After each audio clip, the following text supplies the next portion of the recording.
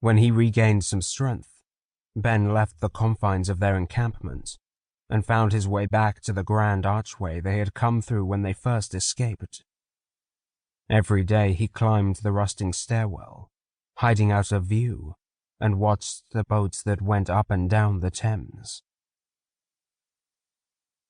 He was beginning to put a plan together to get out of the country.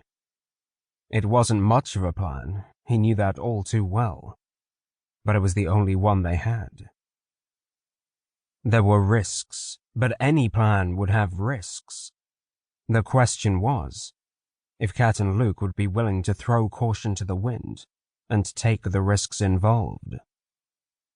After 5 days in hiding, the majority of their time spent recovering and rejuvenating with the aid of the blood, Ben deemed that it was time to bring up the plan he had been concocting. At the very least, they might act as a sounding board for alternative elements. None of what he was scheming was set in stone, nor was it guaranteed for success, not by a long shot. As soon as the words left his lips, Kat's face instantly showed horror at the prospect, and she voiced her concern. There was so much that could go wrong, so much that relied on hope, so much more that relied on putting their trust and faith in the free blood. It wasn't her own safety she was worried about.